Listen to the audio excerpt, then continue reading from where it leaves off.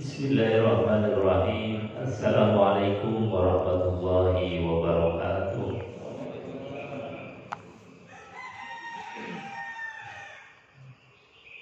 Bismillah, innal hamdalillah nahmaduhu wa nasta'inuhu wa nastaghfiruh wa na'udzu billahi min shururi anfusina wa sayyiati a'malina, may yahdihillahu fala mudilla lahu wa may yudlil fala hadiya lahu. Rabbi ishrah li sadri wa yassir li amri wahlul 'uqdatam min lisani yafqahu qawli. Amma ba'd. Qala Allah ta'ala fi kitabil karim wa huwa asdaqul qailin. A'udzu billahi samil 'alim minasy syaithanir rajim. Bismillahirrahmanirrahim. Ya ayyuhalladzina amanu taqullaha haqqa tuqatih wa la tamutunna illa wa antum muslimun.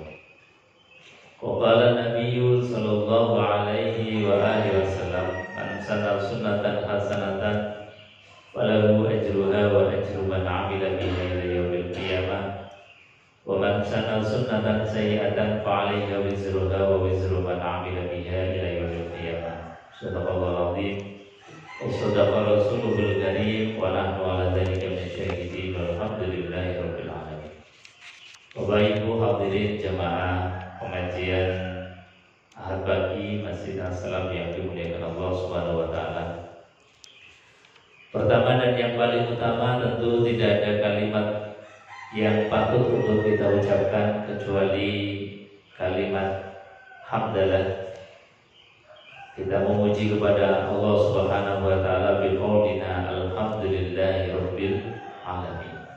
Karena pagi hari ini kita diberikan oleh Allah nikmat yang luar biasa. Apalagi kita sudah memasuki bulan Rabiul Awal. Ini bulan yang dimana baginda Rasulullah SAW dilahirkan. Ini bulan yang menjadikan tonggak untuk menumbuhkan rasa mahabbah cinta kita kepada beliau baginda Rasulullah. Sebagaimana Allah perintahkan di dalam Al-Quran, Qul bi fadlillah wa bi rahmatihi wa bidzalika falyafrahu. Jadi Quran memerintahkan kepada kita, Qul, katakanlah bi fadlillah, disebabkan karena fadl, nikmat karunia dari Allah Subhanahu wa taala. Wa bi rahmatihi, dan disebabkan karena rahmatnya Allah. Di antara rahmatnya Allah, kasih sayangnya Allah itu adalah dengan lahirnya dan diutusnya baginda Rasulullah SAW. Itu adalah rahmat terbesar. Bagaimana Allah sampaikan di dalam ayat yang lain, wa ma arsalnaka illa rahmatan lil alamin. Tidaklah aku utus engkau wahai Muhammad kecuali sebagai rahmat untuk alam semesta, sebagai bukti kasih sayang Allah terhadap alam semesta ini. Ini rahmat terbesar, dilahirkannya baginda Rasulullah. Maka disebabkan karena nikmat karunia dan rahmat kasih sayang Allah Subhanahu wa taala, Allah hanya minta satu, fa bidzalika falyafrahu. Oleh karenanya kalian semua, kata Allah, farih atau bergembiralah, fal yafrahu, bergembiralah kalian. Jadi bergembira atas lahirnya baginda Rasulullah SAW, atas rahmat karunia dari Allah. Ini diperintahkan oleh Allah Subhanahu wa taala. Nah, tentang masalah gembira ini kemudian ekspresinya bisa macam-macam. Ada orang yang mengekspresikan rasa farih gembira ini dengan banyak menyebut nama beliau Rasulullah SAW. Sehingga kita saksikan sejak mulai tanggal 1 sampai tanggal 12 biasanya kita punya tradisi di masjid-masjid, musola-musola, rumah-rumah itu ramai dengan acara menyebut asma Rasulullah, dengan sholatan, dengan membaca manaqib, dengan membaca tiba al-barzanji dan lain sebagainya. Ini dalam rangka mahabbah, bentuk rasa cinta dengan menyebut asma baginda Rasulullah SAW.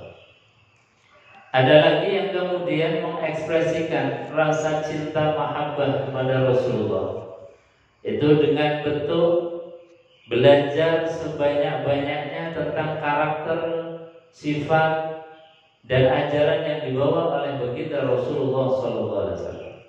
Jadi mengkaji betul secara detail sifat-sifatnya Rasulullah, nasabnya Rasulullah SAW, kemudian apa yang dibawa oleh baginda Rasulullah SAW, sehingga dengan detail kita mudah untuk meniru. Karena memang perintahnya Allah, qul in kuntum tuhibbunallah fattabi'uni yuhibbukumullah wa yaghfir lakum dzunubakum. Kata Allah, qul in kuntum tuhibbunallah, jika kalian itu cinta kepada Allah, maka jalan satu-satunya adalah fattabi'uni, ikutilah aku, kata Rasulullah. Jadi tidak ada cara lain, tidak ada jalan lain ketika kita ingin dekat dengan Allah, cinta kepada Allah, satu-satunya jalan adalah meniru apa yang dilakukan oleh Rasulullah. Ucapan beliau, perbuatan beliau, ajarannya beliau. Semakin kita banyak meniru apa yang dilakukan oleh Rasulullah, itu artinya semakin cinta kita kepada Allah Subhanahu wa ta'ala. Namun bagaimana mungkin kita akan meniru Rasulullah tanpa mengenal, tanpa dengan detail tahu apa yang dilakukan oleh Rasulullah SAW? Maka menjadi wajib hukumnya belajar tentang Rasulullah. Jangan sampai kalah kita terhadap orang-orang yang terdahulu. Itu mereka detail sekali kenal dengan Rasulullah.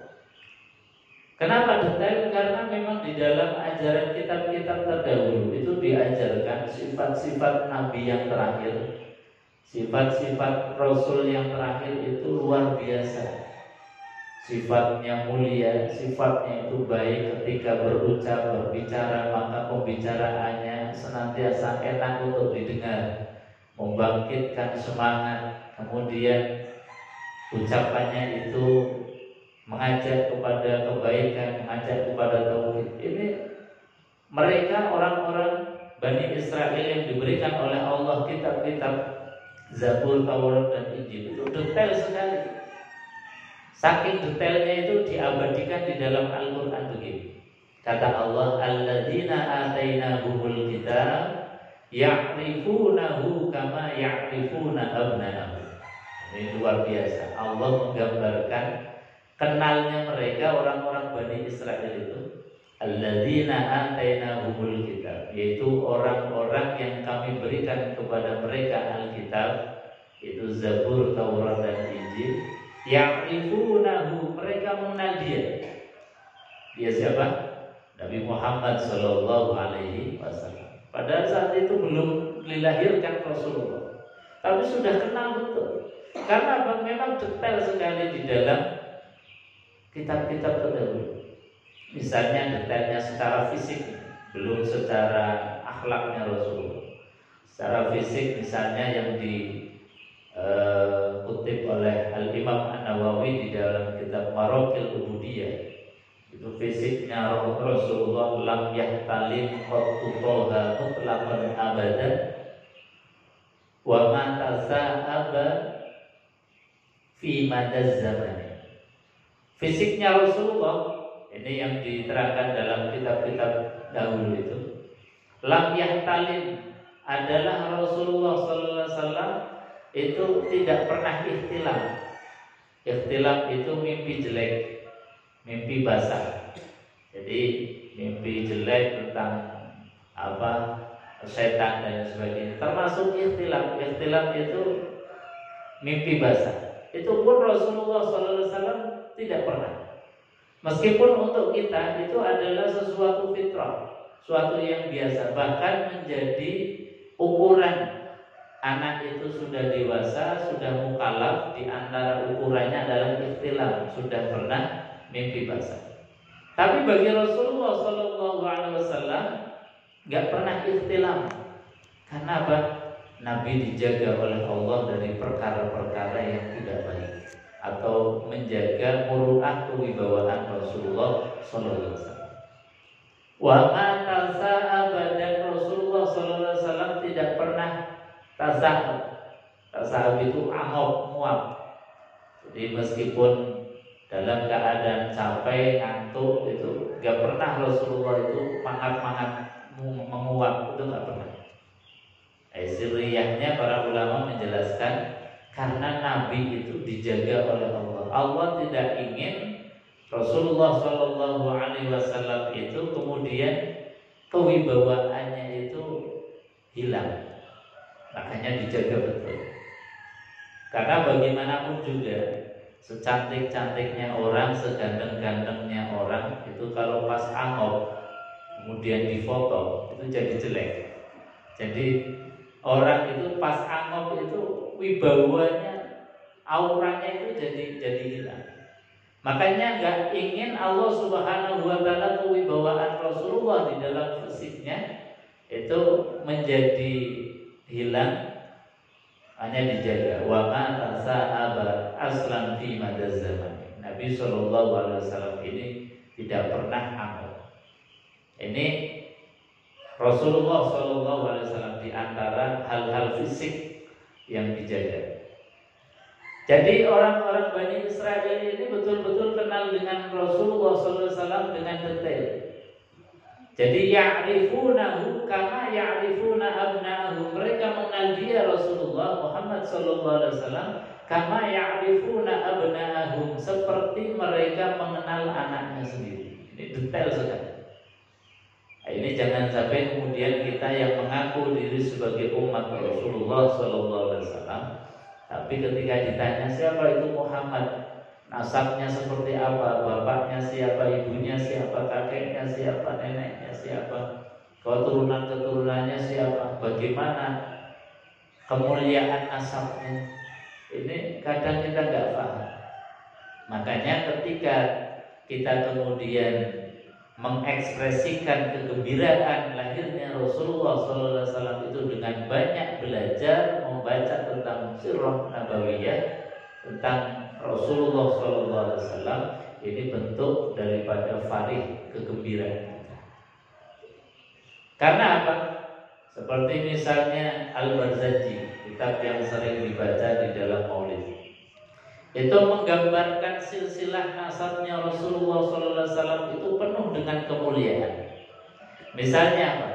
Rasulullah SAW dari nasabnya, bapaknya, kakeknya, buyutnya sampai dengan Nabiullah Adam alaihissalam itu dijaga betul dari sifat-sifat. Sifat itu adalah perbuatan yang jahat atau jelek seperti zina. Ini dijaga oleh Allah. Kata Al-Barzanji, tarokus sifah hafalam yusibhum aruhu min adami wa ila abihi wa ummi. Tarokus sifat, keturunan nasabnya Rasulullah semuanya itu meninggalkan sifat. Perbuatan yang cabul, perbuatan yang tidak sesuai dengan hukum, atau perzinahan. Jadi mereka nasabnya Rasulullah SAW min adami wa ila abihi, dari Nabiullah Adam sampai dengan bapaknya itu semuanya adalah orang-orang yang menjaga perbuatan-perbuatan dari perbuatan perzinahan. Artinya apa? Ketika kita membaca sejarah itu, alangkah bahagianya, bangganya kita punya Nabi yang secara nasab itu dijaga oleh Allah Subhanahu wa Ta'ala. Maka ketika kemudian Nabi Shallallahu Alaihi Wasallam itu membawa satu ajaran tentang nikah, sehingga sampai Nabi mengatakan an-nikahu sunnati faman raghiba an sunnati falaysa minni. Nikah itu adalah sunnahku, jalan hidupku. Maka tidak ada kekakuan di dalam beliau itu berdakwah. Karena apa? Karena Rasulullah SAW sendiri itu mencontohkan beliau bersih dari perbuatan-perbuatan sifat. Sehingga ketika ajarannya dengan ajaran nikah itu artinya adalah ajaran yang dibawa oleh Rasulullah, yang ini sejak dari kakek nenek moyang beliau sampai dengan Nabiullah Adam alaihissalam. Alangkah bahagianya kita dan gembira serta kita itu punya rasa pede mengikuti Rasulullah Shallallahu Alaihi Wasallam. Nah, ini bentuk-bentuk ekspresi kegembiraan. Namanya kita lihat di dalam masyarakat kita, ada yang senang dengan lahirnya Rasulullah dengan membaca banyak sholawat, ada yang belajar tentang sirah nabawiyah, ada lagi yang diekspresikan dengan banyak berderma, bersedekah, saling berbagi. Ini sebagaimana diriwayatkan paman beliau namanya Abu Lahab. Itu ketika Rasulullah SAW itu lahir, senangnya luar biasa. Saking senangnya Abu Lahab itu berderma. Dermanya apa? Beliau punya budak yang namanya Suwaibah. Jadi punya budak yang bertahun-tahun ikut beliau. Ketika tahu ponakannya ini lahir, Suwaibah ini diperdekakan. Senangnya luar biasa. Makanya setelah Suwaibah besar kemudian masuk Islam disebut sebagai Suwaibah al-Aslamiyah. Ini Suwaibah. Jadi Abu Lahab yang nantinya ketika Nabi Shallallahu Alaihi Wasallam diutus menjadi seorang Nabi dan Rasul, orang yang paling menentang, orang yang sangat benci kepada Nabi Muhammad, bahkan berkali-kali ingin membunuh Nabi Muhammad SAW saja, itu dikabarkan di dalam riwayat hadis, beliau setiap hari Senin diberikan keringanan siksa kuburnya. Karena apa? Beliau pernah punya rasa senang bahagia di hari lahirnya baginda Rasulullah Shallallahu Alaihi Wasallam. Jadi rasa farih gembira ini adalah perintah Allah, tetapi ekspresinya bisa macam-macam. Ini kita bisa memilih di antara beberapa ekspresi kegembiraan. Yang penting hati kita ada rasa senang bahwa di bulan Rabiul Awal baginda Rasulullah Shallallahu Alaihi Wasallam ini lahir sebagai rahmatan lil alamin, kasih sayang terhadap alam semesta. Bapak Ibu hadirin jemaah yang dimuliakan Allah Subhanahu wa taala. Itu untuk mengantar kita karena ini masuk bulan Rabiul Awal. Kita lanjutkan kajian tafsir Al-Qur'anul Karim masih pada suratul Baqarah. Kita masuk pada ayat yang ke-6. A'udzubillahi samil alim minasyaitonir rajim. Allah berfirman, "Innal ladzina kafaru sawa'un 'alaihim a anzartahum am lam tunzirhum la yu'minun." Di ayat awal surat Al-Baqarah 1 sampai dengan 5, itu Allah Subhanahu wa taala menjelaskan tentang karakteristik orang-orang yang beriman. Siapa orang yang beriman, ciri-cirinya, kompetensinya itu sudah dijelaskan oleh Allah. Dari mulai orang yang beriman, orang yang bertakwa itu harus iman kepada Allah, iman kepada malaikat, iman kepada kitab, kemudian melaksanakan sholat dan lain sebagainya. Ini karakter-karakter iman. Dalam Quran juga Allah menjelaskan tentang karakter sebaliknya. Ini sebagai perimbangan. Jadi metodologi Quran di dalam menjelaskan sesuatu itu luar biasa, pasti imbang. Ketika habis menjelaskan tentang orang iman, menjelaskan orang kafir. Ketika telah menjelaskan surga, kemudian menjelaskan neraka. Ketika telah menjelaskan kebaikan, maka menjelaskan keburukan. Jadi mizan atau tawazun, keseimbangan di dalam Al-Qur'anul Karim, Allah menjelaskan itu sangat presisi. Maka di ayat 6 ini Allah sampaikan, "Innal ladzina kafaru sawa'un 'alaihim a anzartahum am lam tunzirhum la yu'minun."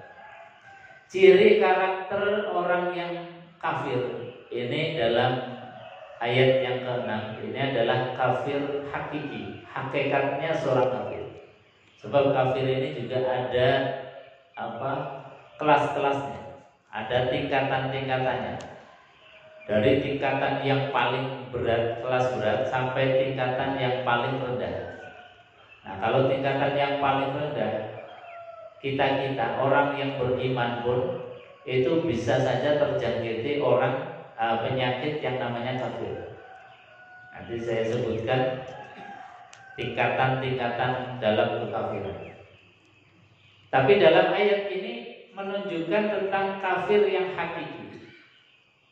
Siapa orang yang kafir yang hakiki itu?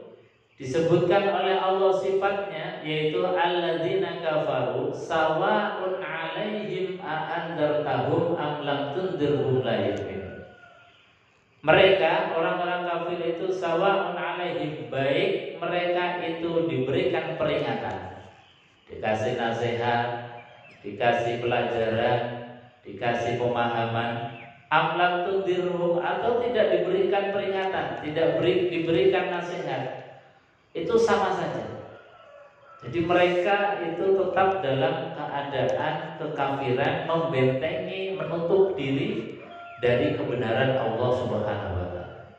Ini yang harusnya kita berjuang betul untuk menjauh dari sifat ini. Karena kafir yang sifatnya hakiki ini adalah khalidina fiha abada, akan masuk ke dalam neraka yang kekal selama-lamanya. Jadi mereka orang yang diberikan pemahaman atau tidak diberikan pemahaman tidak ada bedanya. Mereka tetap dalam kekafiran. Kenapa? Karena di ayat berikutnya Allah sampaikan khatamallahu ala qulubihim wa ala sam'ihim wa ala absarihim. Karena Allah Subhanahu wa taala khatama, telah mengunci, menutup hatinya, ala qulubihim, atas hati mereka, wa ala sam'ihim, atas pendengaran mereka, wa ala absarihim, dan juga atas penglihatan mereka. Ini bahayanya kalau kita ini punya hati tapi tidak bisa merasa kebenaran yang seperti apa. Ketika kita punya telinga kemudian tidak pernah mendengar bahwa kebenaran itu yang seperti apa.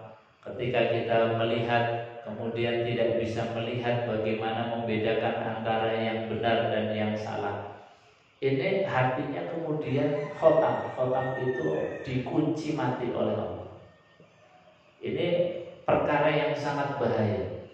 Jadi kalau kita punya hati tapi tidak bisa merasa, punya telinga tapi sudah tidak bisa mendengar, punya mata tapi sudah tidak bisa melihat, ini sudah menjadi orang kafir yang hakiki. Maka ini harus betul-betul kita jaga hati kita, jangan sampai raddul haq, menolak kebenaran. Karena di antara ciri kesombongan tadi, ketika ada kebenaran yang datang kepada kita, didatangkan oleh Allah dari sumber manapun, kemudian kita menolak, itu sudah cirinya orang yang sombong. Jadi kata Rasulullah SAW, cirinya orang sombong itu ada dua. Yang pertama adalah raddul haq, menolak kebenaran. Ada kebenaran datang, tapi kita dengan berbagai macam alasan itu kemudian menolak itu. Disebabkan karena mungkin tidak sepaham dengan kita, beda kaos, beda golongan, beda pemikiran. Meskipun ada kebenaran dari pihak sana, kita kadang-kadang menolak. Nah, ini yang harus kita itu hati-hati di sini. Kita harus presisi. Ketika ada kebenaran, kebaikan, maka harus kita nyatakan bahwa itu adalah kebaikan, itu adalah kebenaran. Makanya di tahun-tahun politik semacam ini, kita ini diuji dalam masalah keadilan dalam menerima kebenaran. Ketika kebenaran itu misalnya ada di seberang kelompok kita, ya kita harus akui bahwa itu ada kebenarannya, meskipun mungkin kita bukan dari kelompok. Jadi keadilan itu dimanapun harus kita akui, dan ini menjadi batu ujian kita. Karena kata Allah Subhanahu wa taala bahwasanya kadang orang itu kemudian diberikan oleh Allah Subhanahu wa taala ujian dari sisi sini untuk menerima kebenaran dari Allah Subhanahu wa taala. Jadi sekali lagi bahwa ketika kita diberikan oleh Allah Subhanahu wa taala hati diberikan oleh Allah Subhanahu wa taala pendengaran, penglihatan, maka jangan sampai kemudian semuanya itu dikunci oleh Allah gara-gara kita tidak mau menerima kebenaran yang datangnya dari Allah Subhanahu wa taala. Ini Allah sampaikan kafir yang hakiki adalah orang yang tidak mau menerima kebenaran. Lalu kafir itu tadi saya sampaikan ada tingkatan-tingkatannya. Tingkatan yang terbawah, yang paling rendah itu adalah kafir yang ketika kita diberikan nikmat oleh Allah Subhanahu wa taala tidak mau bersyukur. Jadi mengkufuri terhadap apapun yang diberikan oleh Allah, tidak mau berterima kasih, itu juga disebut sebagai kafir. Atau kita lebih familiar dengan kalimat kufur nikmat.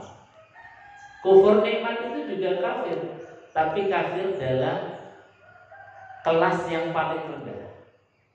Allah sampaikan di dalam ayat tentang menjaga kesyukuran ini. Allah ingatkan, ya ayyuhalladzina amanu la tubtilu shadaqatikum bil manni wal adza kalladzi yunfiqu malahu ri'a'an nas famathaluhu kamathali safwanin 'alaihi turab fa asabahu wabilun fatarakahu sawda la yaqdiru 'ala syai'in mimma kasabu wallahu la yahdil qaumal kafirin. Jadi di ayat ini tentang orang-orang yang bersedekah tapi sedekahnya tidak karena Allah, itu disinggung oleh Allah, dibuli oleh Allah Subhanahu wa taala. Kemudian di akhir ayat ini Allah sampaikan Allah tidak memberikan petunjuk kepada orang-orang kafir. Maknanya kafir yang ketika diberikan nikmat oleh Allah tapi tidak mau berterima kasih, tidak mau bersyukur kepada Allah Subhanahu wa taala. Nah, ini bisa menjangkiti siapa saja, termasuk kita yang ahli sholat, termasuk kita yang ahli puasa, yang punya iman, tapi ketika diberikan oleh Allah nikmat tidak mau bersyukur, tidak mau berterima kasih, tidak digunakan untuk ibadah kepada Allah Subhanahu wa taala, maka itu disinggung oleh Allah. Mereka itu juga termasuk golongan orang yang kafir, tapi disebut sebagai kufur nikmat atau kafir nikmat. Artinya mereka menutup diri dari nikmat Allah Subhanahu wa taala, seolah-olah nikmat yang Allah berikan kepada mereka bukan dari Allah. Seolah mereka dengan tenaganya, dengan pikirannya bisa cari rezeki sendiri, bisa cari uang sendiri, sehingga tidak ada kaitannya dengan Allah Subhanahu wa taala. Ini bahaya. Makanya sekelas Nabiullah Sulaiman, itu orang yang kaya raya, punya kekuasaan yang luar biasa, tapi terhadap kekuasaannya beliau sangat tawadhu. Beliau tuliskan hadza min fadli rabbi. Jadi Nabi Sulaiman yang kekayaannya luar biasa itu dari keturunan yang juga kaya raya, karena bapaknya beliau adalah King David atau Nabi Daud. Itu juga seorang nabi yang luar biasa kaya raya. Kalau sekarang ini mungkin menguasai atau sebagai penguasa adidaya, itu King David atau Raja Daud. Menurut kepada Nabi Sulaiman punya kekuasaan juga yang luar biasa, tapi beliau dengan kalimatnya yang sangat tawadhu mengatakan hadza min fadli rabbi. Ini hanya karunia dari Allah Subhanahu wa taala. Andai kata Allah tidak mengaruniakan, memberikan kepada kami, maka tidak ada apa-apanya. Kami tidak punya apa-apa. Ini hanya karunia nikmat dari Allah. Nah, seringkali kita kemudian diberikan kelebihan rezeki dibandingkan dengan orang lain, itu sudah kemudian kepelinti, merasa bisa sendiri dengan ilmunya, dengan pemikirannya, dengan kerja kerasnya, seolah kemudian harta mereka adalah hasil kerja keras mereka. Ini yang kemudian disinggung oleh Allah, bahwasanya orang yang tidak punya kesadaran bahwa rizki itu adalah min fadli rabbi, dari karunia Tuhan, itu mereka sudah terjebak kepada virus penyakit yang namanya kufur nikmat. Dan ini juga sama-sama endingnya itu adalah finari kholidina fi, ke dalam neraka, kecuali bertobat kepada Allah. Beda dengan kasus kafir yang hakiki yang disebutkan oleh Allah, innal ladzina kafaru sawa'un 'alaihim a andartahum am lam tundirhum la yu'minun.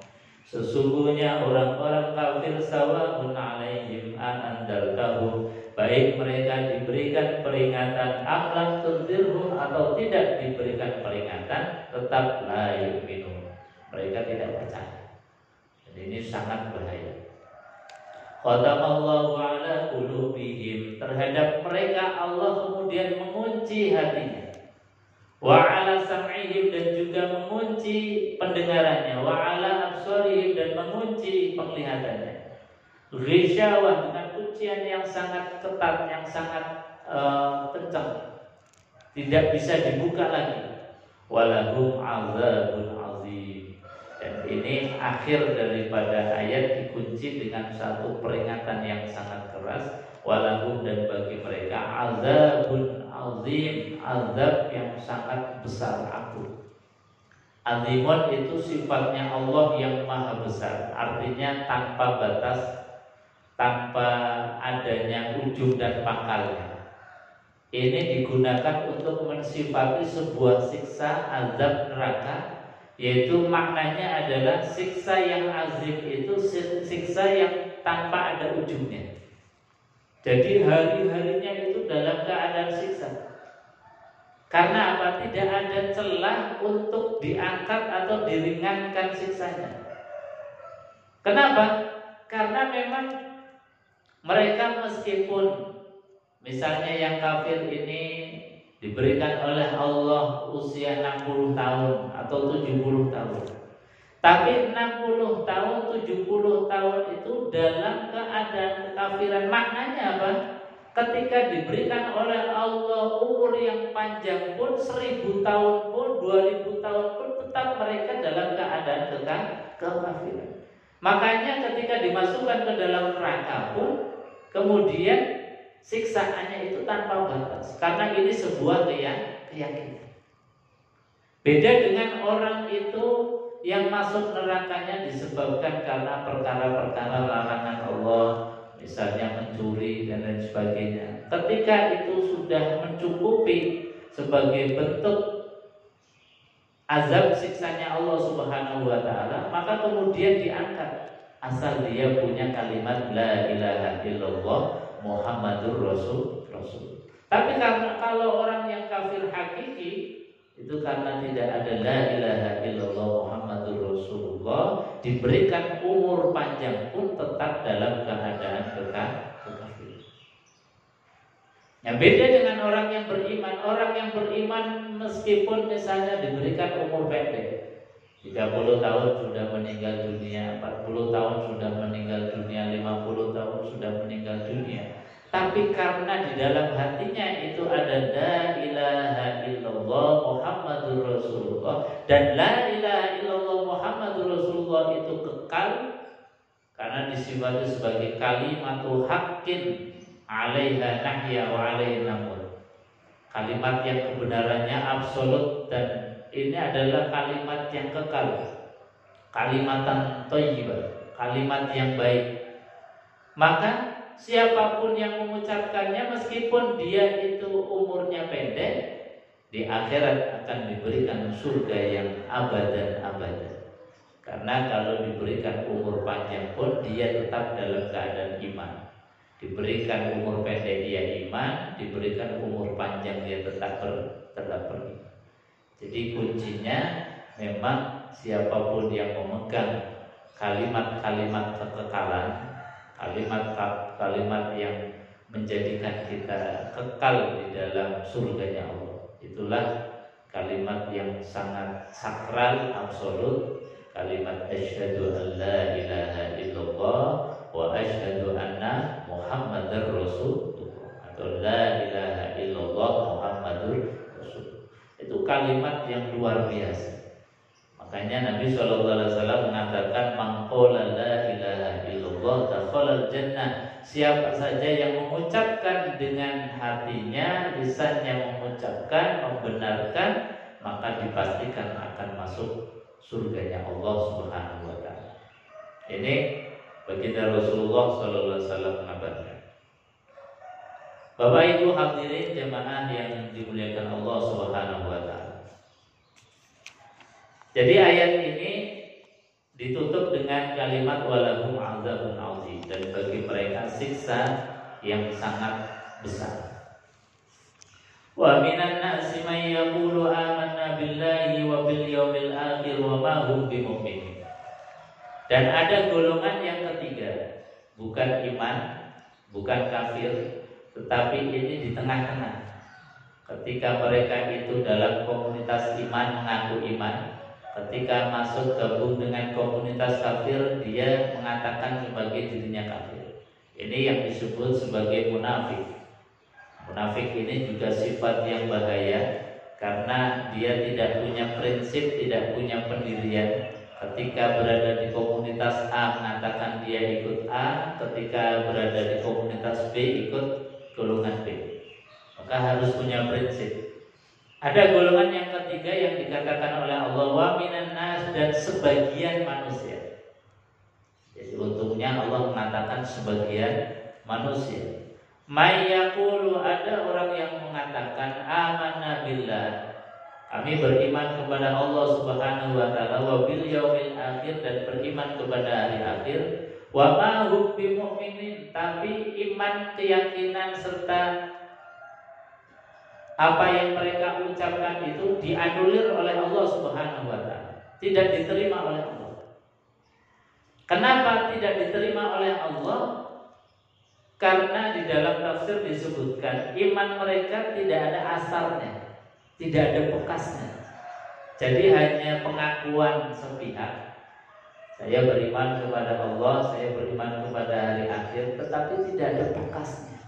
Tidak bisa diukur dari pandangan mata, dari zahir kita. Sehingga ini kemudian dianulir oleh Allah. Makanya sesuatu perbuatan ucapan kita yang menggambarkan bahwa kita tergolong orang yang beriman, ini harus kita tampakkan. Tidak boleh disembunyikan. Di antaranya apa? Yang paling prinsip ditampakkan iman kita adalah dengan mengucapkan syahadat tadi. Diperlihatkan kepada khalayak ramai, diperlihatkan kepada orang banyak, sehingga ketika siapapun mengucapkan syahadat, maka dapat dipastikan bahwa dia itu adalah orang Islam, sudah beriman kepada Allah Subhanahu wa taala. Maka kemudian dalam hubungan-hubungan sosial ini terjaga jiwanya, terjaga hartanya, terjaga kehormatannya. Sehingga misalnya meninggal dunia pun kita berkewajiban selaku orang yang dalam satu akidah untuk memulasarah mereka. Ini sering terjadi di masyarakat. Misalnya ada keluarga yang non muslim, tapi ada satu orang yang Islam, kemudian meninggal dunia. Ini seringkali kemudian mau dimulasarah dengan cara mereka. Tapi kita punya kewajiban karena kita pernah mendengar dia itu bersyahadat atau pernah melihat dia ke masjid untuk sholat. Artinya kalau orang sholat pasti bersyahadat. Kita wajib untuk memulasarah mereka dengan cara Islam. Kita bisa tahu karena apa? Karena sudah pernah mendengar syahadatnya mereka, sudah pernah melihat bahwa mereka itu melakukan sholat. Jadi tampak bentuk asar atau bekasnya dari syahadat itu tampak dalam perilaku sosial. Juga misalnya Rasulullah SAW memberikan ukuran supaya kita ini tidak dicap sebagai munafik, ngaku iman tapi gak ada bentuknya. Nabi SAW memberikan satu gambaran ukurannya iman. Itu diukur dalam keseharian. Kata Rasulullah, "Man kana yu'minu billahi wal yawmil akhir." Orang yang ngaku diri iman kepada Allah, iman kepada hari akhir, fala yu'zi jarahu. Maka di antara cirinya ini nggak boleh bentakan sama tetangga. Jadi dengan tetangga itu harus akur, baik, nggak punya problem. Nggak punya problem yang sampai kemudian memutuskan tali persaudaraan. Ada lihat dia kemudian nggak nyapa, nggak pernah tegur sapa bertahun-tahun. Nah ini nggak boleh. Orang iman nggak boleh seperti itu. Orang beriman terhadap tetangganya kemudian sampai mendiamkan berhari-hari bahkan bertahun-tahun tidak pernah tegur sapa. Ini artinya orang yang sudah memutuskan tali silaturahim. Dan meskipun dia mengucapkan saya beriman, saya beriman, saya beriman, itu imannya barangkali bisa dianulir oleh Allah, nggak diakui oleh Allah. Jadi ukuran iman Nabi itu ngasih ukuran itu yang dalam kehidupan sehari-hari. Kata Nabi, fala yu'zi jaruhu, jangan sakiti tetangga. Ya kadang-kadang kalau sama manusia mungkin saling ya masalah biasa, normal saja, nggak apa-apa. Asal jangan kemudian menjadikan kita itu retak, pecah, yang tidak bisa untuk disambung lagi. Ini yang nggak boleh. Nah, ini yang tidak boleh. Dalam kelanjutan hadis tadi, maka yu'minu billahi wal yawmil akhir falyukrim dhaifah. Orang yang ngaku diri sebagai orang yang beriman kepada Allah, beriman kepada hari akhir, falyukrim dhaifah, maka muliakan tamu. Jadi tamu itu juga barometer iman. Maknanya apa? Kalau kita punya tamu tapi disia-siakan, kita ngaku iman berulang-ulang kali, beribu kali, itu gak ada bekasnya. Karena ketika diuji oleh Allah Subhanahu wa taala, didatangkan utusan. Utusan itu berupa tamu, baik yang kita kenal atau yang tidak kita kenal. Kemudian tamu itu disia-siakan, dibiarkan, tidak diberikan penghormatan, tidak disuguhi, tidak perlakukan dengan baik. Ini bahaya. Bahayanya apa? Bahayanya kaitannya dengan iman tadi. Karena bagaimanapun orang yang datang kepada kita, bertamu kepada kita, bukan karena kemauan dia, tapi memang itu adalah utusan Allah Subhanahu wa taala untuk menguji kita. Mereka datang sudah memberikan penghormatan, memberikan doa, assalamualaikum, assalamualaikum. Itu kan sudah doa untuk kita.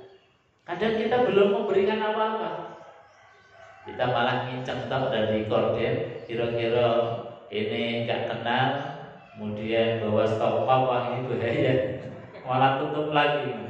Padahal mereka sudah ngasih kita hadiah. Hadiahnya apa? Doa. Dan perintahnya Quran, fa idza qayyitum bi tahiyyatin fahayyu bi ahsana minha aw misliha. Ketika kalian diberikan penghormatan, di antara penghormatannya itu adalah salam dan doa, maka fahayyu bi ahsan, balaslah dengan yang lebih baik, au misliha, atau minimalnya sepadan. Jadi jangan sampai kemudian mereka sudah bawa oleh-oleh doa, mereka pulang nggak bawa apa-apa doa dari kita, maka sambutlah salam mereka dengan salam kita, waalaikumsalam warahmatullahi wabarakatuh. Kita tanya keperluannya apa. Kalau misalnya kita bisa bantu, ya kita bantu. Kalau tidak bisa bantu, qaulun ma'ruf wa maghfiratun khairum min shadaqatin yatba'uha adza. Qaulun ma'ruf, ucapan yang baik, wa maghfirah, dan permohonan maaf.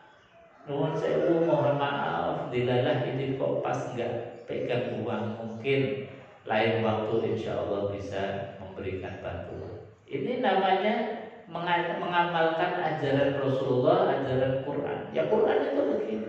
Dalam hubungan status sosial kita dengan masyarakat itu, meskipun kita ini tidak bisa bantu, tapi dengan ucapan yang baik, qaul ma'ruf wa maghfirah, dan permohonan maaf, itu kata Quran khairun, lebih baik, lebih utama dibandingkan shadaqatun.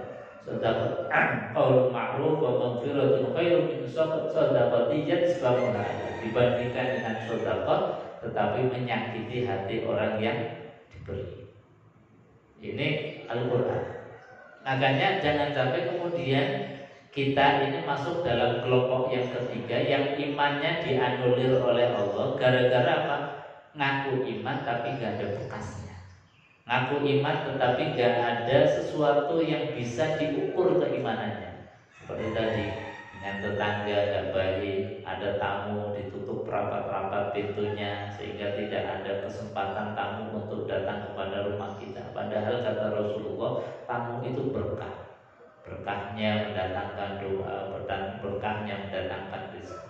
Maka yakinilah bahwa tamu itu adalah utusannya Allah. Allah memerintahkan kita untuk memuliakan. Yang ketiga kata Rasulullah, di antara asar bekasnya keyakinan kita, pengakuan kita tentang iman, mangkana yu'minu billahi wal yawmil akhir falyaqul khairan aw liyasmut. Orang yang ngaku beriman kepada Allah itu bisa menjaga lisannya. Lisannya ini terjaga. Kalau kalimatnya itu baik, maka kita ngomong. Kalau kalimatnya kira-kira menyakiti hati orang yang mendengar, ya kita tahan, tidak usah bicara. Manajemen lisan ini penting sekali sebagai bentuk asarul iman, bekas-bekasnya iman. Bapak Ibu hadirin jamaah yang dimuliakan Allah Subhanahu wa taala, saya kira itu untuk kajian pada pagi hari ini. Mudah-mudahan ada manfaatnya. Mungkin sebelum ditutup ada tambahan atau pertanyaan kalau ada. Kalau tidak ada kita tutup dengan doa kafaratul majelis bersama-sama. Bismillahirrahmanirrahim. Subhanakallahumma wa bihamdika asyhadu an la ilaha illa anta astaghfiruka wa atubu ilaik. Assalamualaikum warahmatullahi wabarakatuh. Allahumma